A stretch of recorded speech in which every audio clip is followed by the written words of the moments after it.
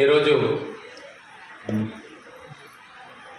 పశ్చిమ గోదావరి జిల్లాలో బాబాసాహెబ్ అంబేద్కర్ గారి 125 అడుగుల విగ్రహావిష్కరణకు సంబంధించినటువంటి ఈ సమావేశం ఏర్పాటు చేసినటువంటి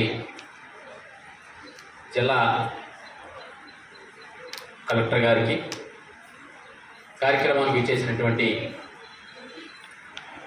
ఎస్సీ కమిషన్ సభ్యులు అన్న ఆనంద ప్రకాష్ గారికి, వేదిక మీద ఉన్న పెద్దలందరికీ, ఈ కార్యక్రమానికి ఇచ్చేసినటువంటి మహిళా మనులందరికీ కూడా హృదయపూర్వకంగా జైబీం తెలియజేస్తా ఉన్నాను. నేను ఈ కార్యక్రమానికి అందుకోలేనేమో అనుకున్నా. రాత్ర మా చిన్నాన్నగారు వాళ్ళ అమ్మగారు కాలం చేస్తే పొద్దున్న అంత్యక్రియల కార్యక్రమం జరగటం, ఈలోపు డ్రైవర్ లేని కారణంగా నిన్న ఎంతపురాధిపతికి మీద డ్రైవింగ్ చేసుకుని కార్యక్రమానికి రావటం. ఎందుకంటే ఒక పక్కన అప్పారాగారితో మాట్లాడుతూ నన్ను కార్యక్రమానికి అందుకోగలుగుతాను, రావడానికి ఎలా లేదా 40-45 నిమిషాలు పడుతుంది. ఏదైనప్పటికీ ఈ యొక్క మహత్తరమైన కార్యక్రమంలో నేను కూడా పాల్పంచుకున్నందుకు నా అదృష్టంగా భావిస్తూ, ఈరోజు పెద్దలందరూ కూడా మాట్లాడారు. బాబాసాహెబ్ అంబేద్కర్ ఈ సమాజంలో ఉన్నటువంటి బడుగు బలహీన పేద వర్గాలకే కాదు, యావత్తు మనిషి జాతిగా పుట్టినటువంటి ప్రతి ఒక్కడికి దేవుడు బాబాసాహెబ్ అంబేద్కర్ అనే విషయాన్ని ఈ సందర్భంగా మనందరూ కూడా గమనించాలి. సమాజంలో ఏమైపోయిందంటే అంబేద్కర్ ఏమో ఎస్సీలు కానీ, బాబా ఏదైతే మహాత్మా జ్యోతిరావు పూలే బీసీలు కానీ, గాంధీ ఏమో ఓసీలు కానీ రకరకాల విధానాల్లో పనిచేసుకుంటాం. చాలా బాధాకరమైన సంఘటన.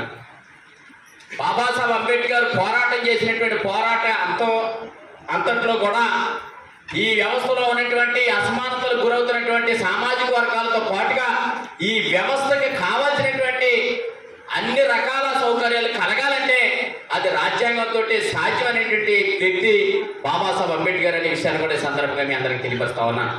ఇవాళ మనం నడవాలన్నా, మనం కట్టుకునే బట్ట తొడగాలన్నా, లేకపోతే ఈరోజు ఈ సమాజంలో మాట్లాడుతున్నామన్నా, లేదా ఈ వ్యవస్థను నడిపిస్తున్నామన్నా, ఈరోజు మహిళా మనందరూ కూడా సమాజంలోకి వచ్చి నేను ఫలానా వ్యక్తి నేను చెప్పుకుంటున్నారన్నా, అది బాబాసాహెబ్ అంబేద్కర్ ఇచ్చినటువంటి స్ఫూర్తి అనే విషయాన్ని కూడా మనందరూ కూడా గమనించాలి. మీరందరూ కూడా గమనించాలి. వాస్తవాన్ని మనం ఆలోచన చేయాలి. ఒక పక్కనేమో కొన్ని రాష్ట్రాలు, కొన్ని దేశాలేమో బాబాసాహెబ్ అంబేద్కర్ని అణసివేయాలని చూస్తే, కొన్ని రాష్ట్రాల్లో బాబాసాహెబ్ అంబేద్కర్ యొక్క ప్రతిమ పెంచాలన్న ఉద్దేశంతో అనేక అంశాలని తీసుకునే పరిస్థితి మనందరూ కూడా గమనిస్తా ఉన్నాం. ఇవాళ మనం చూసినట్లయితే బాబాసాహెబ్ అంబేద్కర్ విగ్రహం 125 అడుగుల విగ్రహాన్ని విజయవాడ మహానగర నడిబొడ్లో ఏర్పాటు చేయడం అనేది ఇది చారిత్రాత్మకమైన ఘటన. నిజంగా చూడాలంటే బాబాసాహెబ్ అంబేద్కర్ విగ్రహాన్ని గౌరవ ముఖ్యమంత్రి జగన్మోహన్ రెడ్డి గారు ఏర్పాటు చేస్తానన్న తర్వాత పక్కనటువంటి ముఖ్యమంత్రి కేసీఆర్ గారు ఏర్పాటు చేశారనే విషయాన్ని కూడా సవనీయంగా మీ అందరికీ కూడా తెలియపరుస్తా ఉన్నా.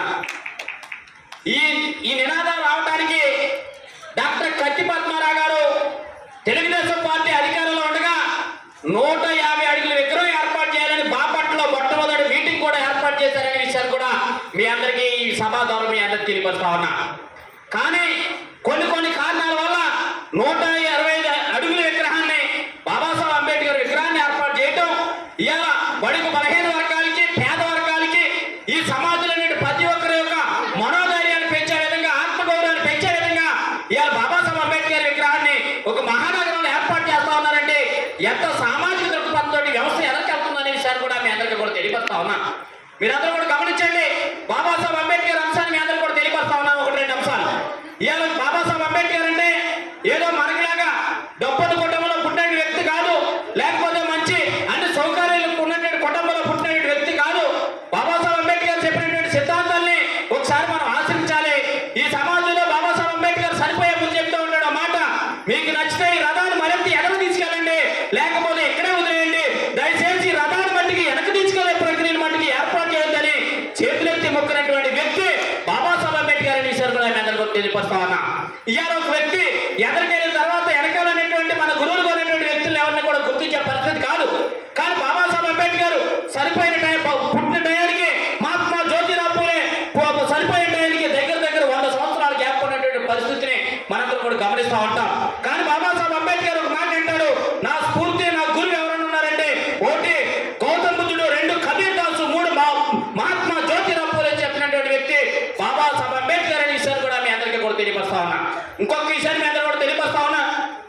ఒకరోజు ఒక డిస్కషన్ జరుగుతూ ఉంటుంది. ఒక పక్కన మహమ్మద్ జిన్నా, ఒక పక్కన గాంధీ గారు, ఒక పక్కన బరోడా మహారాజు, ఒక పక్కన అంబేద్కర్ డిస్కషన్ జరుగుతూ ఉంటుంది.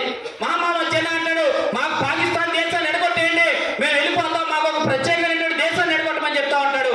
ఓ పక్కన బాబాసాహెబ్ అంబేద్కర్ ఏమో ఈ భారతదేశంలో అస్పృశ్యులుగా అంటాని వారిగా కూడి గాలి సమాజానికి దూరంగా సామాజిక వర్గాల అస్తిత్వాన్ని కోల్పోతా ఉన్నారు. మనిషి మాట్లాడటానికి అథారిటీ లేదు, ఈ మనిషి సమాజంలోకి రావడానికి అథారిటీ లేదు, వాళ్ళకి సెపరేట్ రిజర్వేషన్ కావాలి, సెపరేట్ నియోజకవర్గాలు కావాలి, వారి యొక్క పరిస్థితి ఏంటని మాట్లాడుతూ ఉంటే ఒక పక్కన బాబా ఏదైతే గాంధీ గారు అంటాడు, అబ్బబ్బబ్బబ్బ ఏం లేదు, భారతదేశంలో ప్రతి వారు కూడా అందరూ సదాశివాదులే, సమానమే తప్ప ఇందులో కులాలు లేవు, మతాలు లేవు అని చెప్తూ ఉంటాడు. ఈలోపు వాళ్ళ ఇంటి దగ్గర వాళ్ళ అబ్బాయి సరిపోతాడు, వాళ్ళ పిఏ వచ్చి అయ్యా ఇంటి దగ్గర నీ కొడుకు చచ్చిపోయాడని చెప్తాడు. వెంటనే బాబాసాహెబ్ అంబేద్కర్ మళ్ళా అడుగుతాడు, కొడుకు చనిపోయాడా లేదా బతుకున్నాడని అడుగుతాడు. లేదు సార్ చనిపోయాడని చెప్తాడు. ఒకటే చెప్తాడు, ఈ భారతదేశంలో ఉన్నటువంటి వ్యవస్థకి సంబంధించినటువంటి మాటని ఒకే ఒక మాట చెప్తాడు బాబాసాహెబ్ అంబేద్కర్, చనిపోయిన వ్యక్తి నేను అంత్యక్రియ చేసుకోవడానికి తప్ప నేను చేసేది ఏం లేదు, కానీ ఈ వ్యవస్థ నుంచి కనుక నేను వెళ్ళిపోతే, ఈ డిస్కషన్ నుంచి కనుక నేను వెళ్ళిపోతే, ఈ సమావేశం నుంచి కనుక వెళ్ళిపోతే యావత్ భారతదేశంలో ఉన్నటువంటి జాతి నాశనం అయిపోతే నేను ఇక్కడి నుంచి వెళ్ళను, నా కొడుకు అంచుకునే తర్వాత చేసుకోవాలని చెప్పినటువంటి వ్యక్తి బాబాసాహెబ్ అంబేద్కర్ అని సార్ కూడా మేము కూడా తెలియపస్తా ఉన్నా. ఇలా మాట్లాడటమే తప్ప చేతల్లో ఎక్కడ కూడా అంబేద్కర్ భావజాలం కానీ పూలే భావజాలం కానీ లేదు. అంబేద్కర్ పెట్టిన రిజర్వేషన్ ని, అంబేద్కర్ పెట్టిన సిద్ధాంతాన్ని కూడా సెటిల్మెంట్లకి వ్యాపారాలకు వాడుకోవడం కరెక్ట్ కాదు.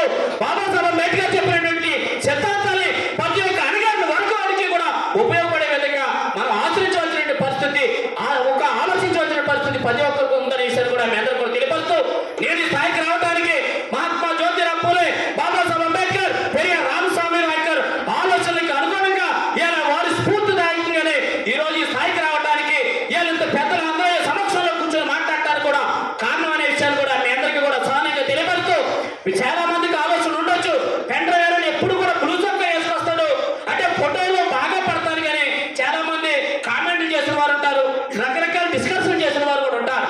ఈ విషయం ఎప్పుడు కూడా చెప్పలేని సందర్భంగా చెప్తా ఉన్నా.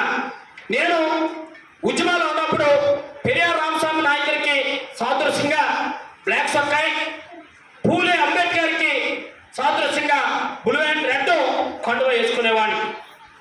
తర్వాత నేను ఉద్యమం నుంచి బయటకు వచ్చిన తర్వాత బాబాసాహెబ్ అంబేద్కర్ ఈ సమాజానికి, మహాత్మా జ్యోతిరావు పూలే సమాజానికి ఇచ్చినటువంటి గొప్ప స్ఫూర్తి బ్లూను మనం కంటిన్యూ చేయాలన్న ఉద్దేశంతో పూలే అంబేద్కర్ భావజాలానికి నిదర్శనంగానే నేను బ్లూ చొక్కా వేసుకుంటున్నాననే విషయాన్ని కూడా సహనంగా మీ అందరికీ కూడా తెలియపరుస్తూ, ఈ అవకాశం ఇచ్చినటువంటి సభాధ్యక్షుల వారు కూడా ధన్యవాదాలు తెలియజేస్తూ, కలెక్టర్ మేడం గారి గురించి చెప్పాలంటే ఆవిడ సావిత్రిబాయి పూలే భావజాలంతో వ్యక్తి.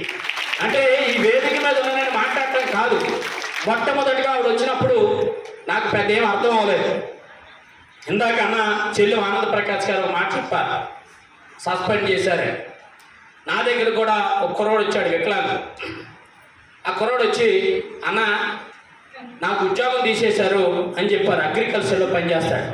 ఏం చేసావా ఏంటంటే అబ్బాయి ఏం లేదు, నా పై అధికారి ఫలాన దగ్గరికి వెళ్ళి లంచం అడిగి రమ్మన్నాడు. నేను వెళ్ళాను, అడిగాను, వాళ్ళు ఏమో వీడియో తీసి రంగనాథరాజు గారికి పెట్టారు. రంగనాథరాజు గారు ఇమీడియట్గా మేడం గారు పెట్టారు, సస్పెండ్ చేసేసారు. ఇప్పుడు 6 నెలలు అయిందన్న, నేను కనుక ఉద్యోగంలోకి వెళ్ళిపోతే పరిస్థితి బాగులేదని చెప్పి వేరవసరం సంబంధించినటువంటి కుర్రాడు ఎస్సీ.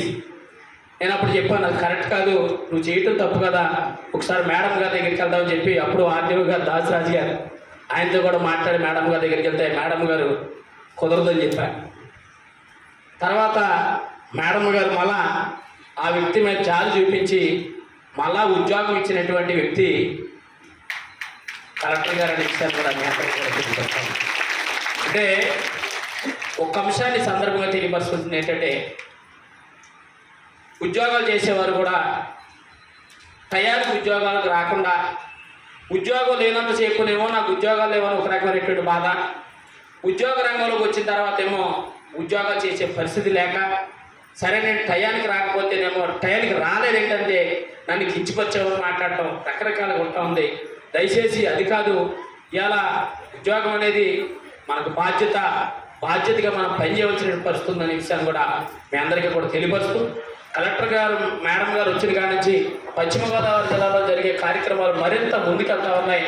ఎస్సీ ఎస్టీ బీసీ మైనార్టీలకి పేద వర్గాలకి పెద్దపేట వేసి ఈరోజు మంచి కార్యక్రమాలు చేస్తున్న వ్యక్తి ఇలా కలెక్టర్ గారు అనే విషయాన్ని కూడా మీ అందరికీ కూడా తెలియపరుస్తూ, నేను మొట్టమొదటిగా సీతారాంపురం ఏరియాలో యానాదుల ఏరియాలో ఉన్నటువంటి పరిస్థితిని మేడంగా దృష్టిలో పెట్టినప్పుడు విత్ ఇన్ టైంలో నేను వచ్చేస్తానని చెప్పి కార్యక్రమానికి రావటం, వారికి కావాల్సినటువంటి సౌకర్యాలు కూడా ఏర్పాటు చేయడం కూడా జరుగుతుందనే విషయాన్ని, దాంతో పాటుగా ఈ జిల్లాలో ఉన్నటువంటి ఎక్కడైతే యానాదులు ఉన్నారో వాళ్ళ మీద కూడా ప్రత్యేక శ్రద్ధ పెట్టి ఆ సామాజిక వర్గాలు మనం ఎంతో కొంత ఈ సమాజానికి పరిచయం చేయాలి, ఎంతో కొంత వారిని విద్యాపరంగా కానీ ఆరోగ్యపరంగా మనం ఎదురు తీసుకురావాలని చెప్పినటువంటి వ్యక్తి ఇలా కలెక్టర్ ప్రశాంతి మేడం గారు కూడా హృదయపూర్వకంగా ధన్యవాదాలు జైబీని తెలియపరుస్తూ ఈ అవకాశం ఇచ్చినటువంటి సమాజాధ్యక్షుల వారికి ధన్యవాదాలు తెలియజేస్తా ఉన్నాను. జై హింద్.